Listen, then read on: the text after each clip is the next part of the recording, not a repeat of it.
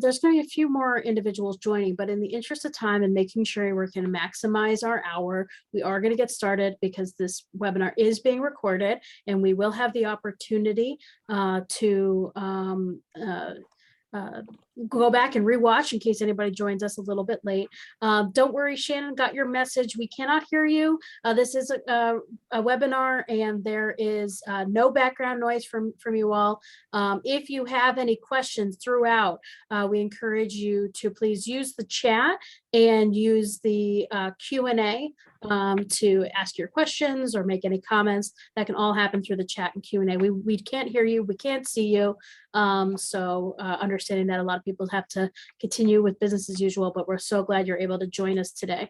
For those of you who don't know me, my name is Maggie Martinelli. I am the VP of Administration and Operations at the Scranton Area Community Foundation, and we are thrilled to be partnering with GrantsPlus on this webinar series, which will also include some coaching sessions that will be available for attendees to take advantage of. So some one-on-one coaching you'll be able to get with some amazing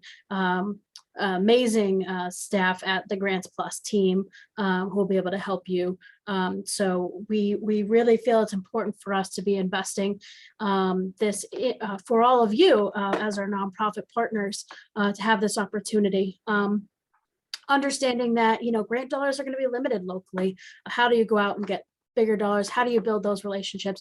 Do all of these things that will make you better organizations. And it's important to us because, of course, you know, you're important to us, you're our partners. And then on top of that too, this, you know, when that means when we are able to give out our grants, you know, we know our dollars are going to be even more effective because you all are meeting your missions more effectively. So, so I want to give my thanks to the team at GrantsPlus, particularly Dana, who's on this call, who is the managing director, and she helped us with getting this whole arrangement set up, this amazing webinar series. And of course, Lauren, who is the CEO of GrantsPlus, and we're so thrilled to have her presenting today.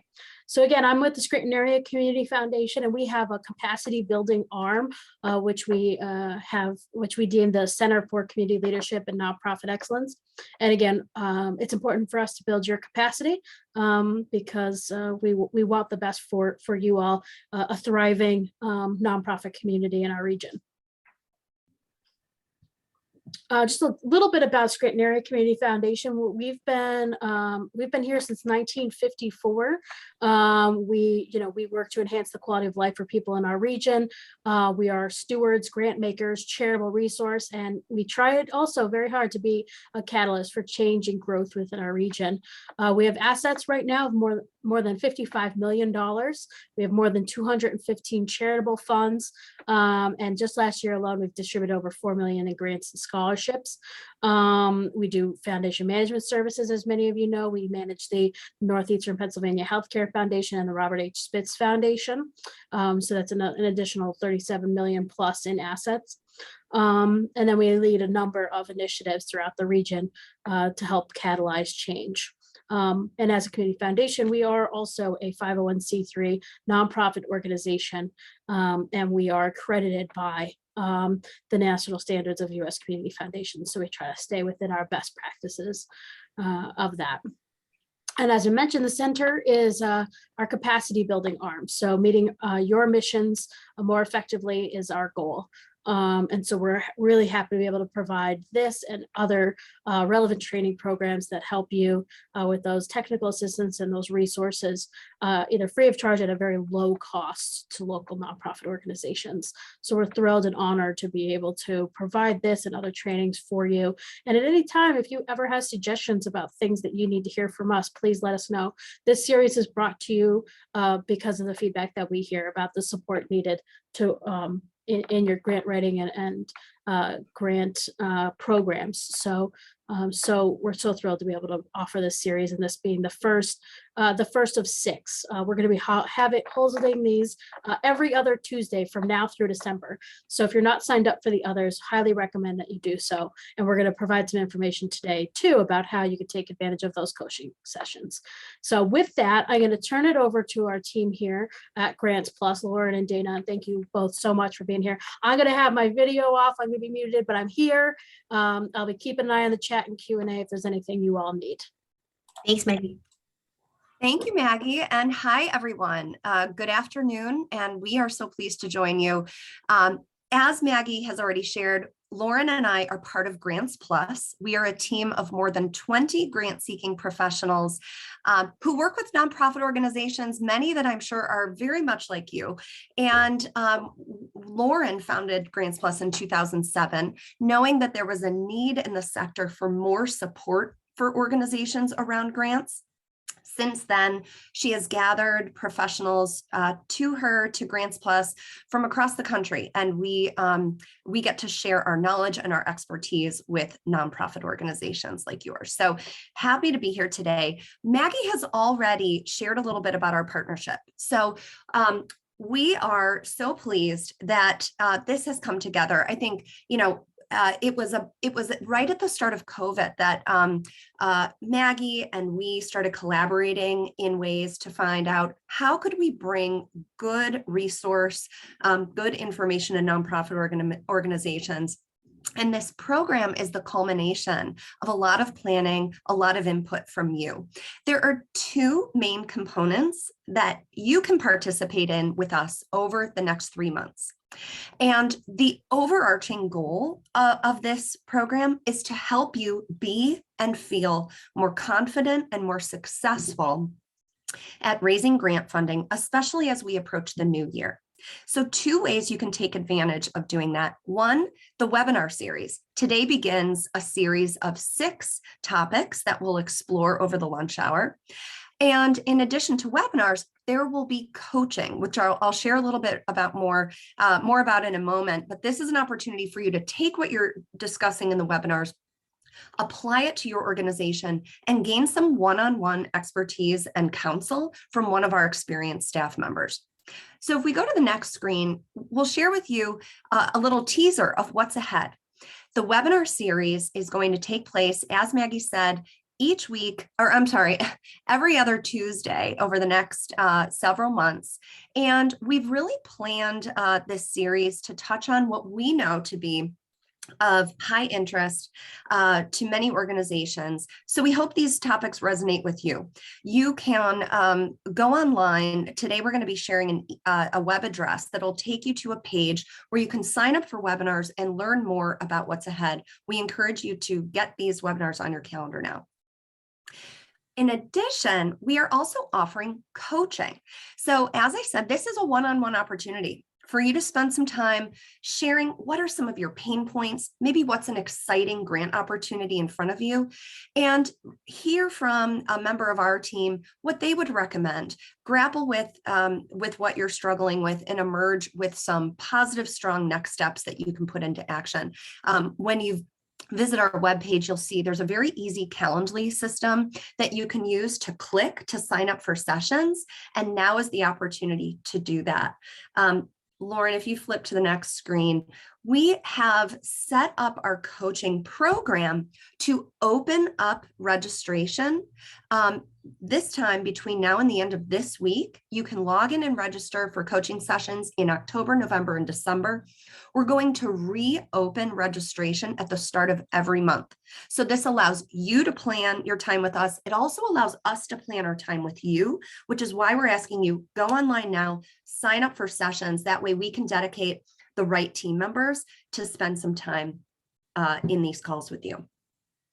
So if you have any questions, you'll be able to ask those later today, but the webpage that we're going to share is a lot of good information. But what about today? We're getting started today with some grounding work about where have we been and where are we going?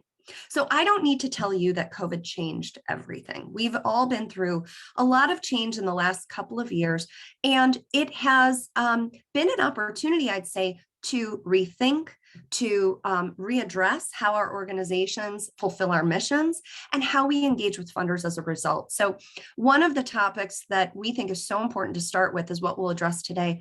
Why and how do you rewrite your story to be most relevant and most competitive for grant funding today? Maggie already mentioned you can use the Q&A function to ask questions. Please do. As we move through, Maggie's going to be monitoring that, but we'll save some time at the end to go through those questions. And after today, we'll send that email that'll include today's recording as well as access to the link to sign up for future webinars and coaching sessions. So let's jump in. First of all, we understand that the ground has been shifting under our feet. We don't want to spend too much time, but let's reflect on where we've been as a first step to know where we're going. When COVID hit, it changed everything about our community's needs. As a result, nonprofit organizations had to pivot. They had to address these needs in new and inventive ways. And as a result of that, funders pivoted too. It's easy to forget that foundation leaders were in the same boat as we were, to kind of take each day as it was coming, to sense the need in the community and figure out how to respond. And fortunately, they did. So what we know is that funders did react in real time to changing needs. Many foundations, like the Scranton Area Community Foundation, launched emergency COVID rapid response funds so that they could react. They could channel funding where it was most needed. Some funders even did this in multiple rounds and are even continuing to fund these emergency needs now. This was not the only emergency that we saw addressed in the last couple of years. Following the murder of George Floyd, many foundations also mounted emergency racial justice response funds. And many would say this is long overdue and is continuing to evolve. In fact, we're just beginning to see some of the data on where did these funds go from funders who said they wanted to fund organizations tackling racial equity issues. Overall, these rapid reactions change some of the very practices that funders have around grant making. We saw some things that nonprofits have been asking for a long time: loosened restrictions, more willingness to make general operating grants, lighter expectations around reporting. This was a response in real time, and some of these changes may be lasting. We also have to acknowledge, though, that not all organizations benefited equally. For example, human service organizations were more inclined in many cases to get COVID relief grants than, say, arts organizations that really struggled during COVID. What that reflects, though, is nothing new. The grant-seeking world is not democratic. There are no guarantees of funding. And while that can be frustrating, it's a part of our real context, the real context that we have to be aware of so that as leaders, we can address our context and do the very best we can to put our organizations in the best position for funding. So that requires recognizing what is the context that your organization is in? What is the context that we are in as a sector overall? And what we know is we've moved from a former state of being to something else. So we moved from an unexpected crisis to a state of an extended new normal. What I mean by that is we were all grappling in the moment with real crisis, but we're not sitting in crisis anymore. We have to acknowledge that while things are maybe still changing, still uncertain, we are in an extended state that we'll have to begin to understand, continue to do the very best we can in. We're also moving from a moment of great financial upheaval to one of planful adjustment and innovation. It just is not going to cut it. At first, I think, we were able to say, as an organization, we're in financial distress. We need emergency funding. Funders are going to look for organizations that are being proactive, that are being smart about their resources, that are pivoting in new ways to seek and to use investment. We are also moving from a space where maybe renewals were a little bit more dependable. We could never take funders for granted, but we could kind of read what funders were interested in funding and have a little bit more predictability about the grants our organization received. Because with COVID, with other changes in the past couple of years, that dependability has been shaken a little bit. And so we're moving to a place where some funders have defined new priorities.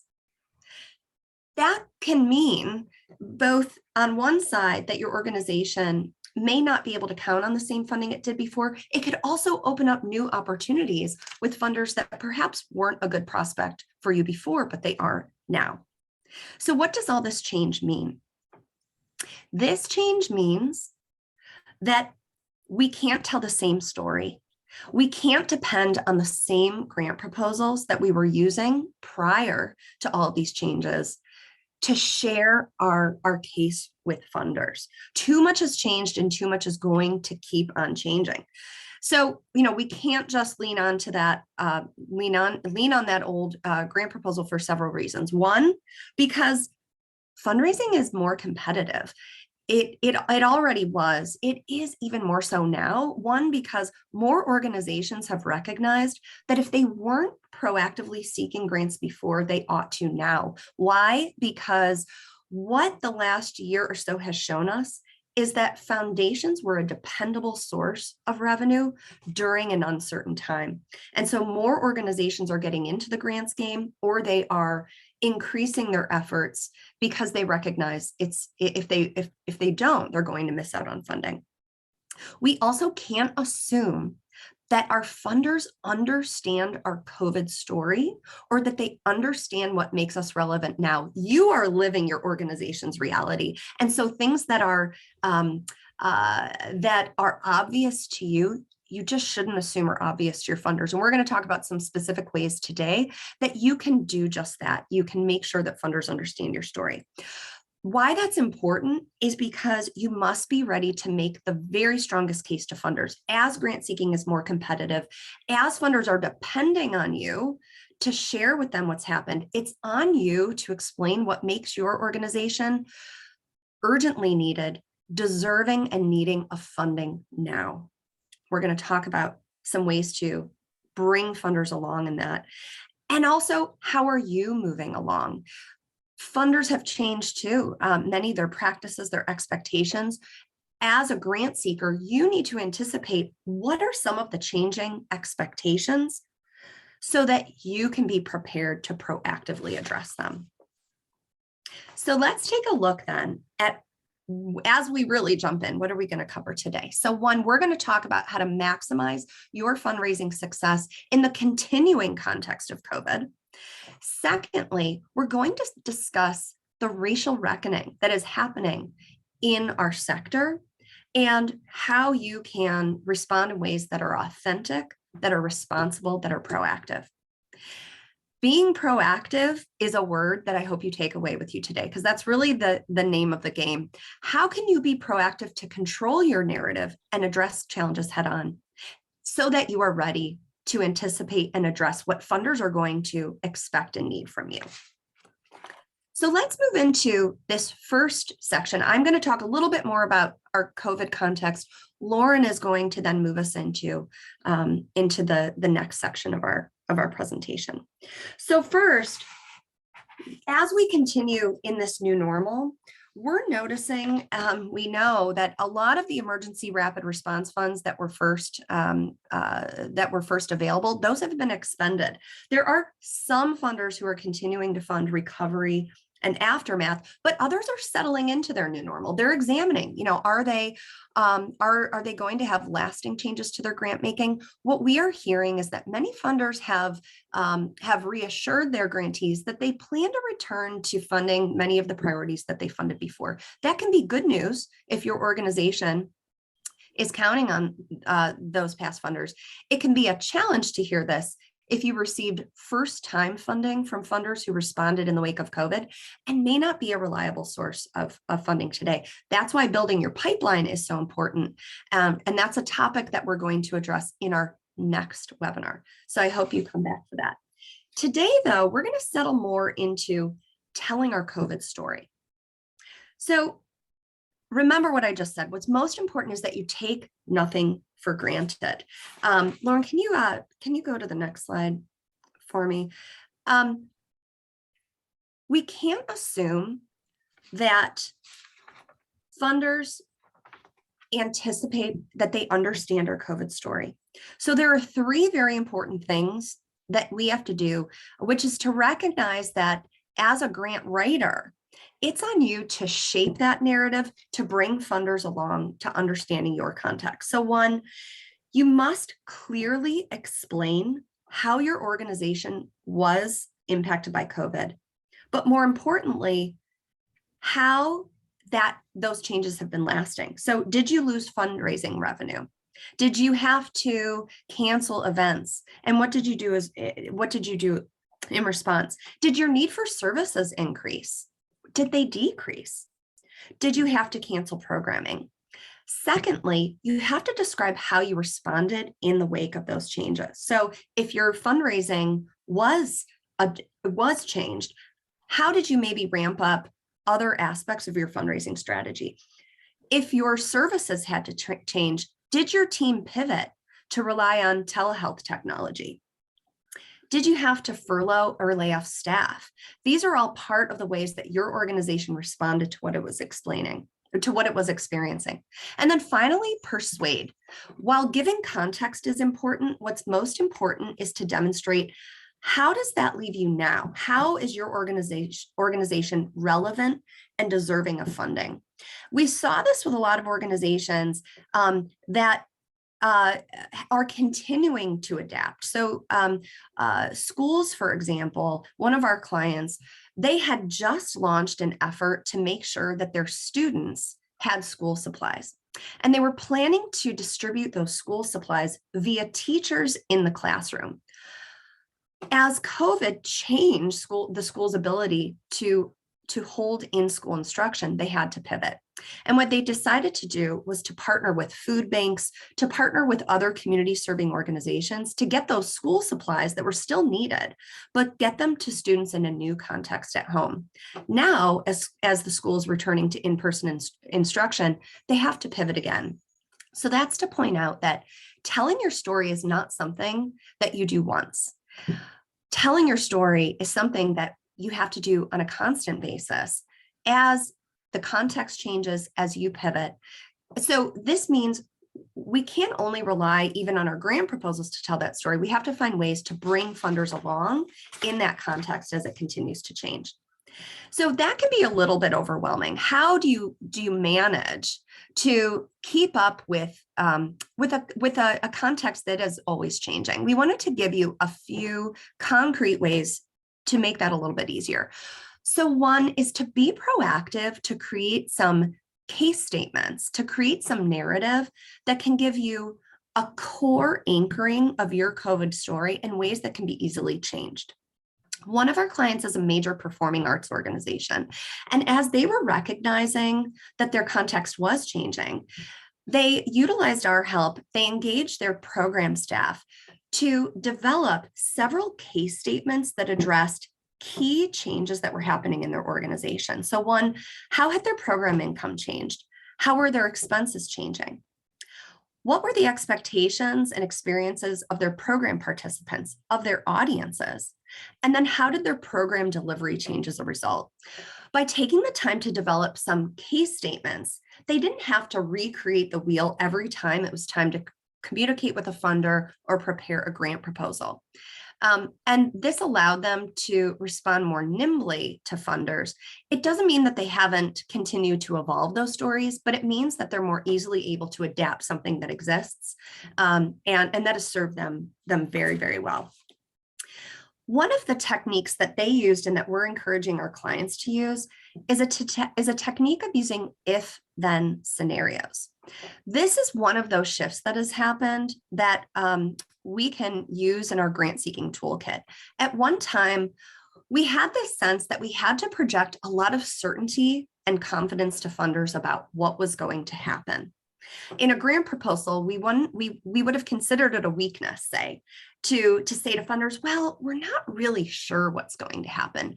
Now, Doing that is really a strength because funders understand that the sands are changing under our feet. And in fact, they want to know that their grantees are being thoughtful about how they're going to pivot if the unexpected or the expected happens. And so we can do that by using if-then scenarios in our grant proposals. So to say to a funder, to involve them very directly to say, if our fundraising gala can't be in person, then we have a plan to raise revenues through a virtual auction, for example. Or if our hunger center remains unable to serve meals on site, then we have a plan to adapt our food delivery model to feed hungry families in different ways. Involving funders in the scenario planning not only gives them a real sense of what may be ahead, it also will prevent you from having to go back to a funder and say, oh, we had some more unexpected events and we've had to change that again. We can go on to the next slide, Lauren. So being proactive to tell our COVID story also can involve the use of data. Hopefully you are capturing data because it's a really powerful way of communicating your story in a different way.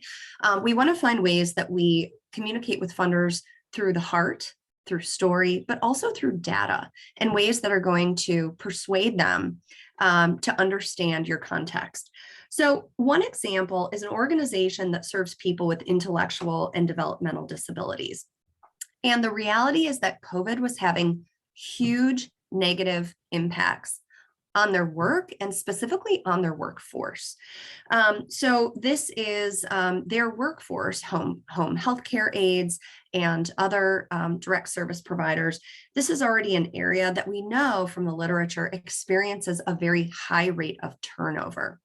And especially during COVID, the members of that workforce were experiencing disruptions in their own lives. Their kids were home from school. They were experiencing unexpected challenges. And so our client, as a result, was experiencing even more severe turnover. And they decided to be transparent with their funders, to share with their funders that, in fact, their staff were leaving and they needed to do something to ensure that they could continue providing excellent service to their clients. And so they involved their funders in creating a rapid response fund for their employees that would enable them to deal with real challenges that extended a benefit and some certainty to those employees. They were very upfront, and as a result, funders were brought along to understand that while this was a weakness in their current service delivery model, their funders could be a part of finding a solution, which in the end was very powerful and very successful for the organization. So using data as one way, speaking to the heart, using story as another. Another of our clients is a legal aid organization. And during COVID, their data was not telling the strongest story for them. In fact, their data was telling a story that the need for their organization was dropping because they were experiencing fewer calls to their domestic violence hotline. And you can imagine that makes it very challenging to share with funders why their mission is urgent, why funding is urgently needed, if in fact their numbers are dropping. But by being transparent, by being willing to dig into their context, they actually understood that those calls were dropping because COVID had created a scenario where survivors of domestic violence were in many cases at home with their abusers, which put them in an uncomfortable and even a dangerous situation to rely on the domestic violence hotline because they didn't feel safe doing so. So by using story, by telling their funders, involving them what was going on, they were able to bring funders in on this reality and make a stronger case for the importance of their outreach, for the importance of finding new and different ways to communicate with their clients.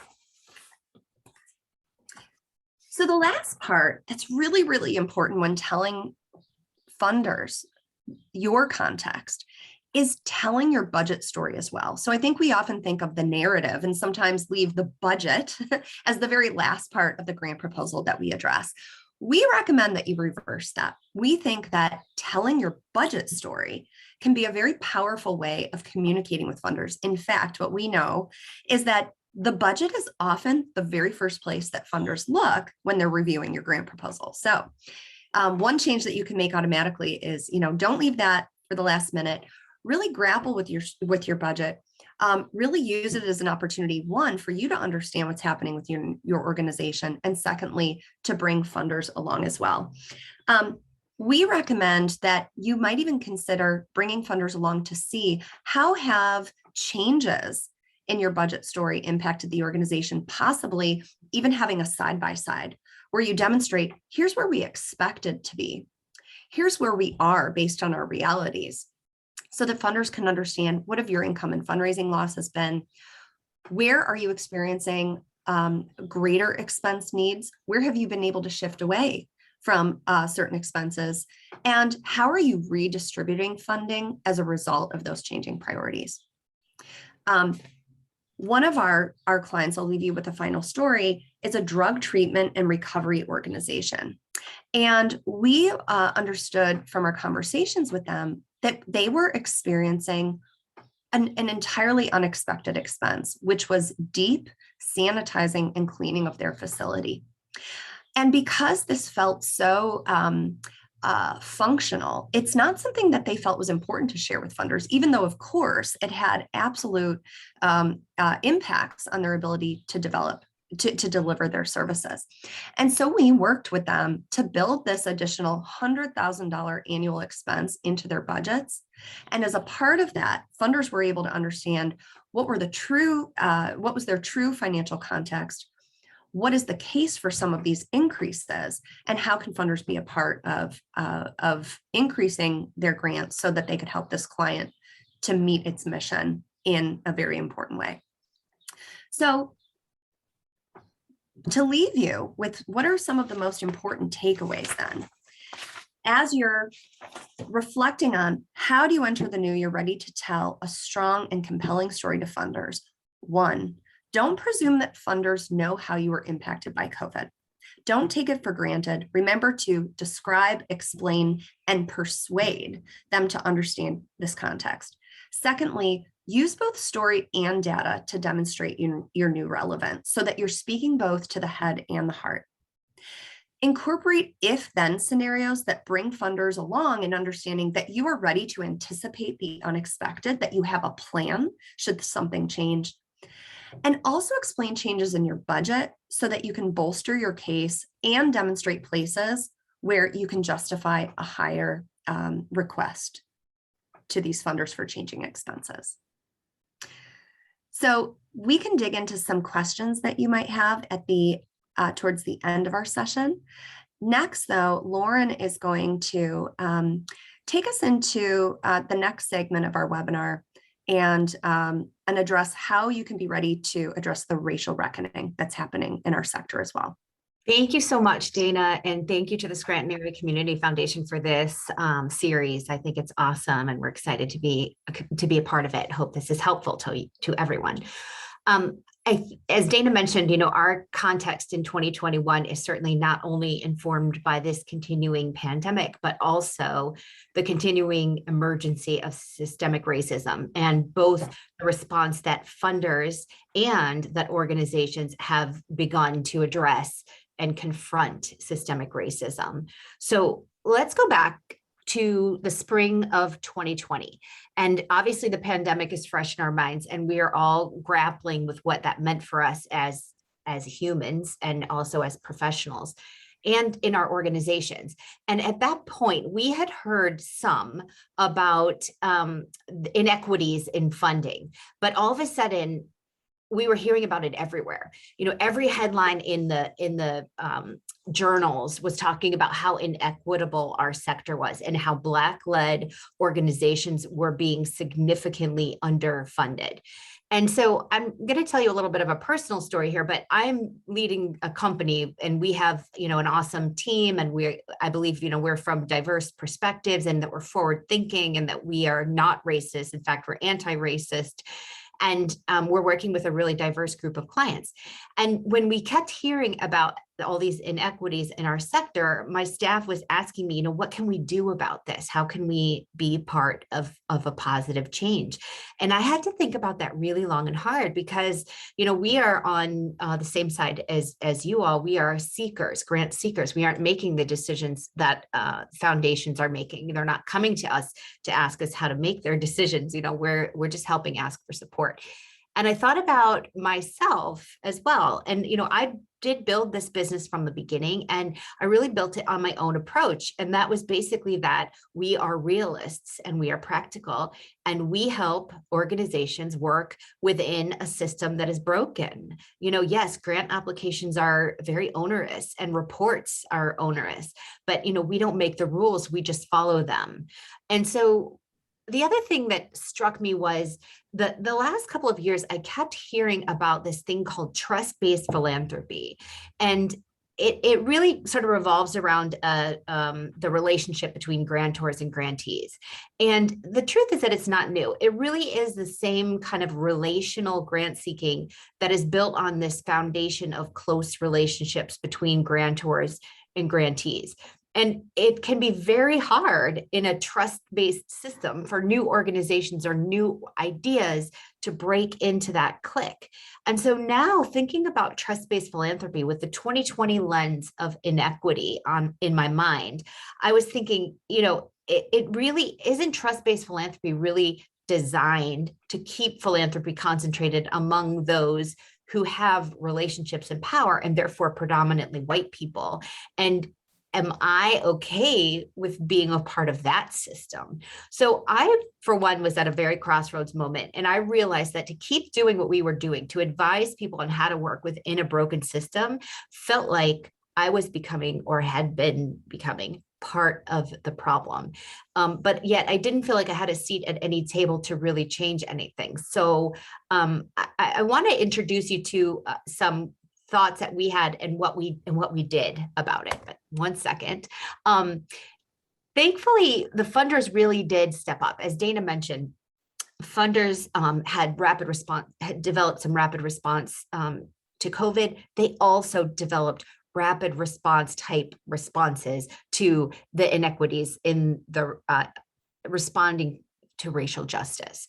And basically, there were some funders that developed grants programs that helped organizations in their own external work to combat the injustice or to dismantle structural racism.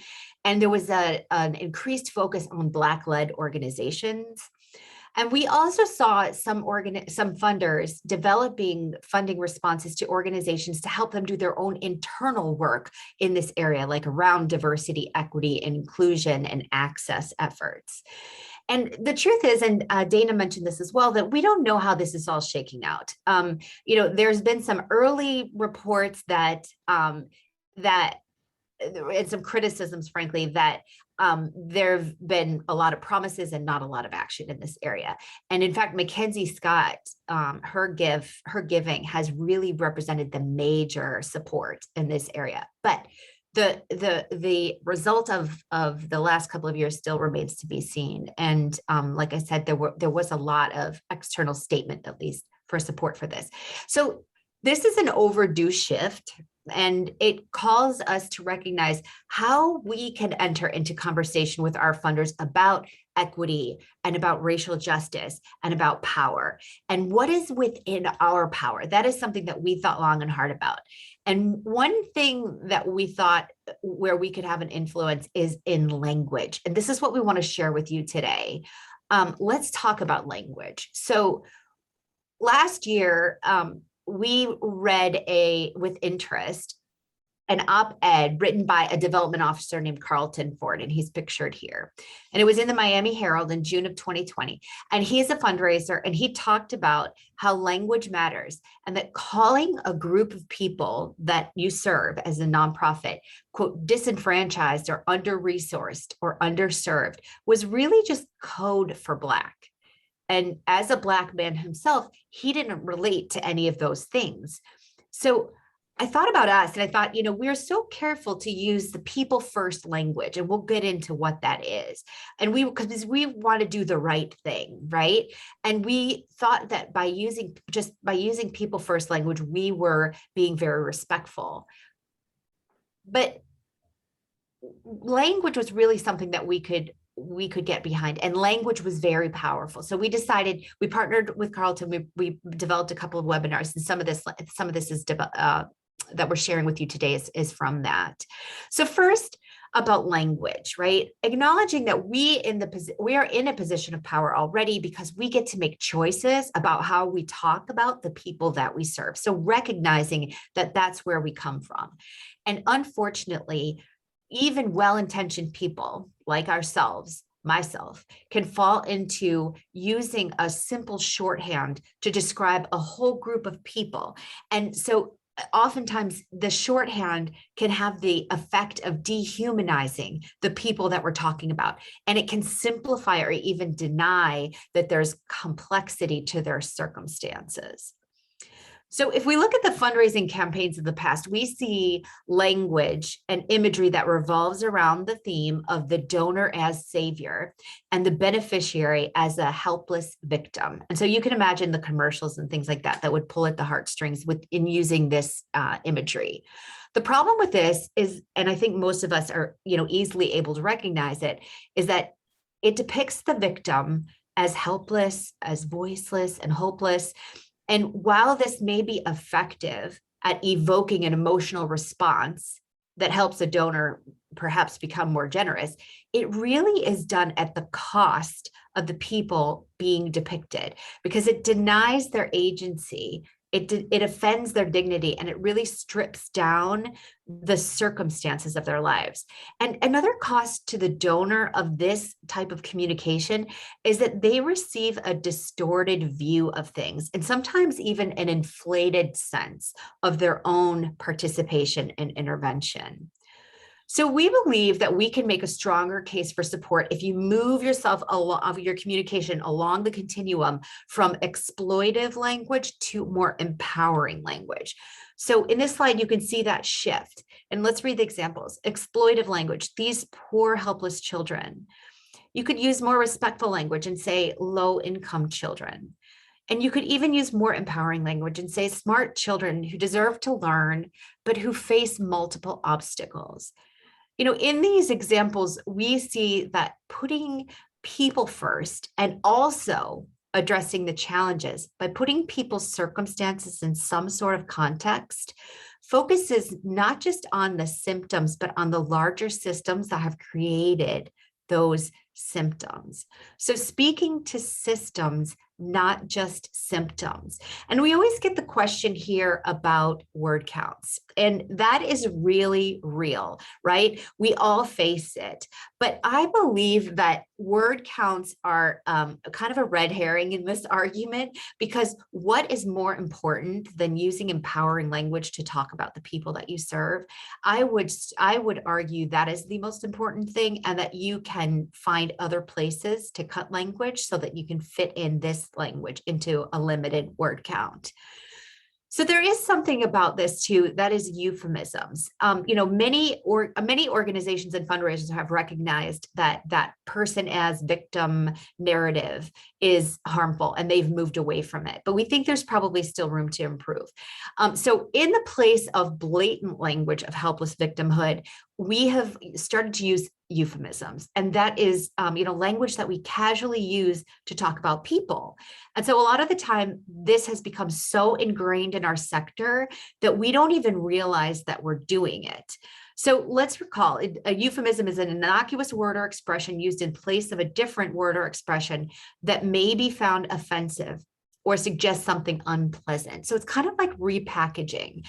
And while our reliance on euphemism may have come from a good intention, we wanted to avoid using offensive language.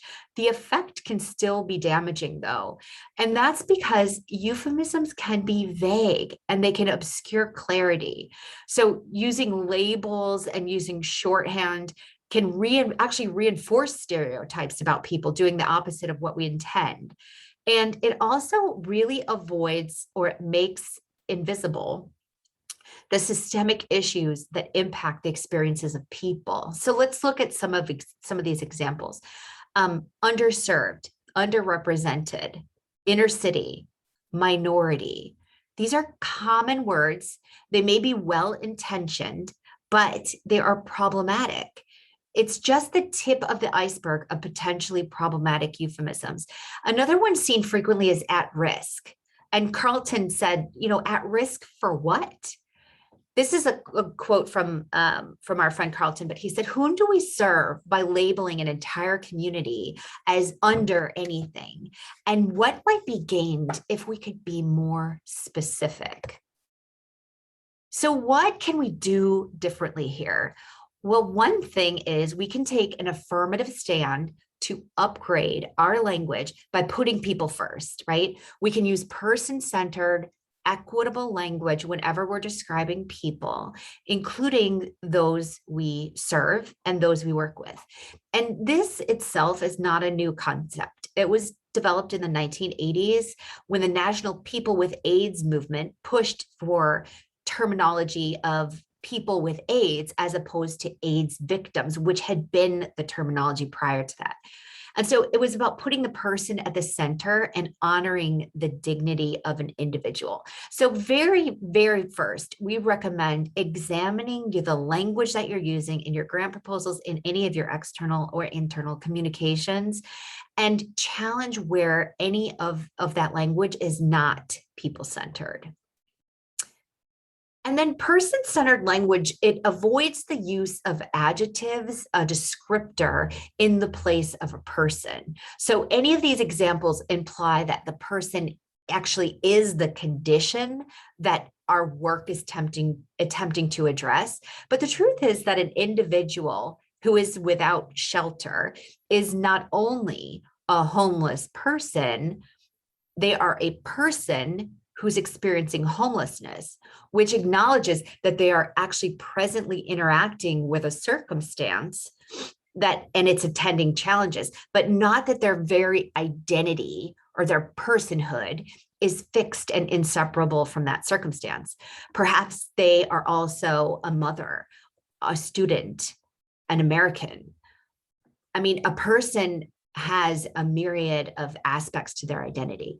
So our goal is to recast the language as active and not passive. We should avoid denying a person's agency and acknowledge that they're a person facing a complex set of circumstances and not that their situation is the whole of their being. It is important, though, to acknowledge that even person-centered language is imperfect, and it definitely requires application with nuance.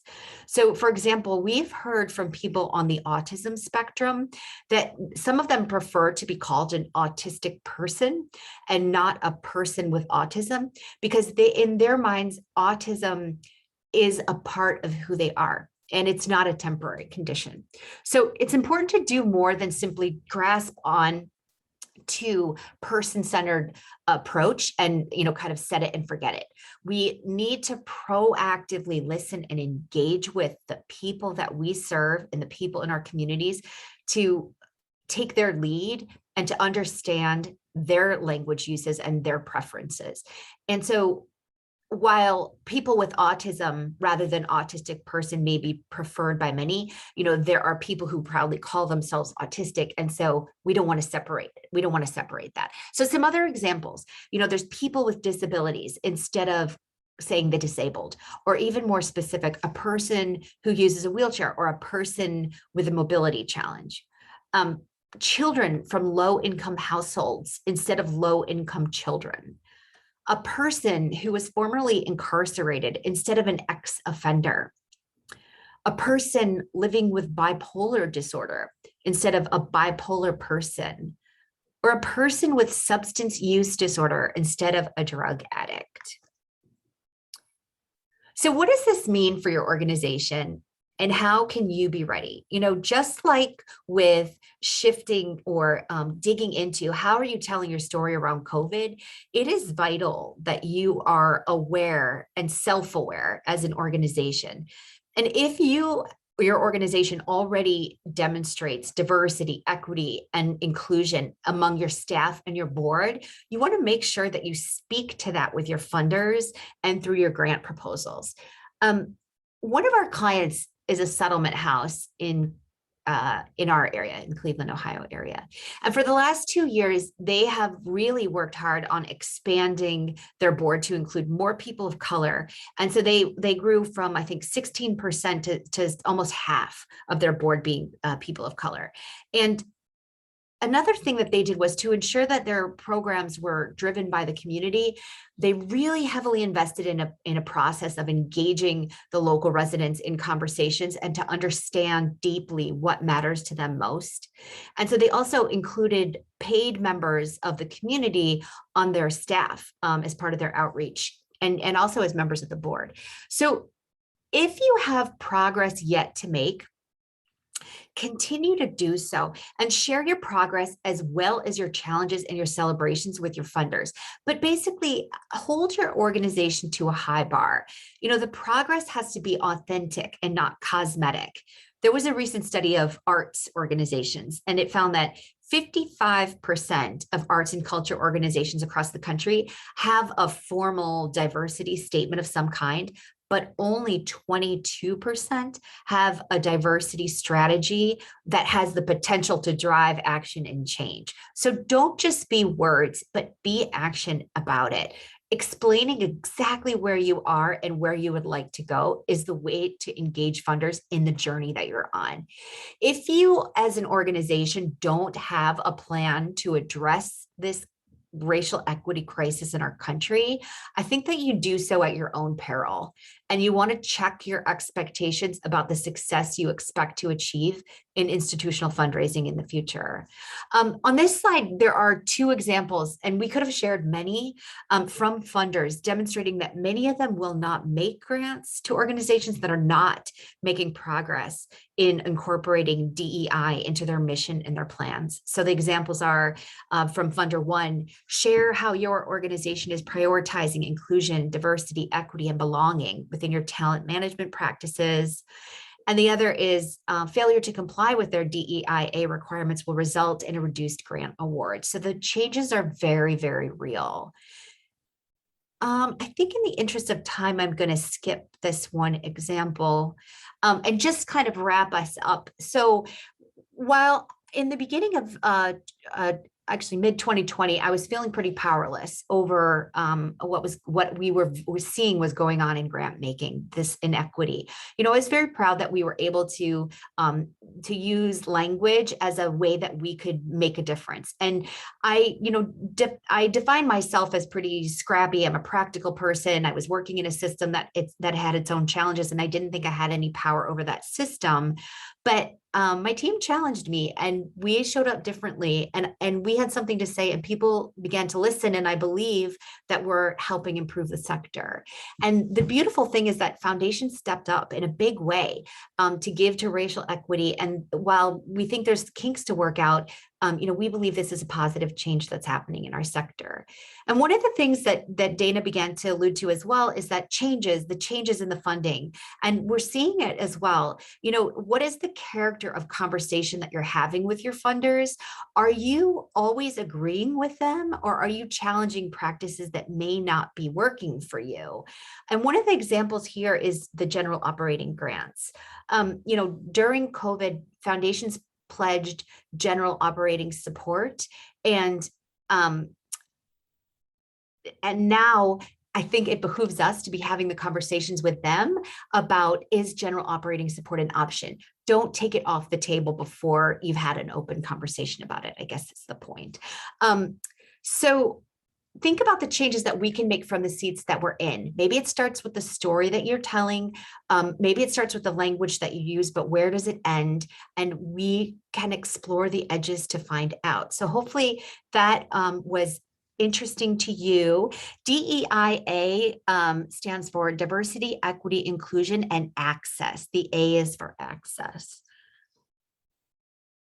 And so just some reminders. There will be an email following the recording today with registration information for your coaching calls. And don't forget to sign up for coaching in October before Friday, October 8th. And also to sign up for the next webinar, which is on the 18th, next Tuesday. Here's about the next webinar that we're doing about building a prospective funder pipeline. It is super important to be doing that now because, as Dana mentioned, there's the shifts that are happening in grant funding, and it's always better to have a plan for who you're going to, and looking and seeing at least a few times a year, what other funding opportunities are out there, especially because things are changing. So building a funder pipeline is the next thing we're going to talk about. And then in the minutes we have left, are there any questions that we can address? Lauren, we had a couple questions, and one is from someone who says that it's difficult to know the appropriate terminology to use to offend or not offend members of a community. And I think that that the example given is whether to use Latinx as a descriptor.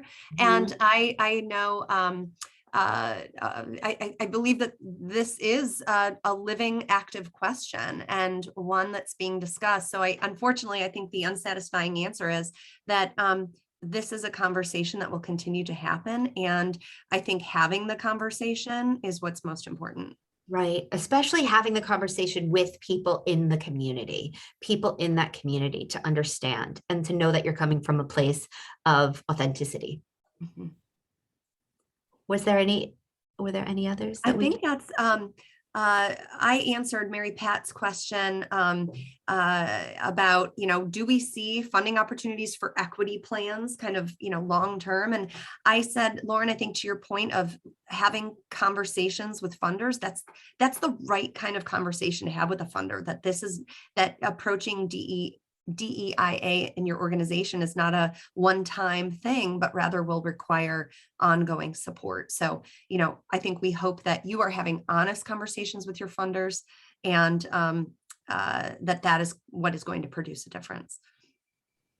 Maggie, is there anything you'd like to add in our last moments? No, I just want to take this time to thank you. There's a lot of comments in the chat about their appreciation, and I just would like to echo that. A lot of very thought-provoking information that was shared today. And the best part of it is that it doesn't have to end here, that you will have the opportunity for some one-on-one coaching as needed, and to attend the other webinars, which will expound on other topics. So just want to offer my thanks to you and their team at GrantsPlus for helping to organize this today.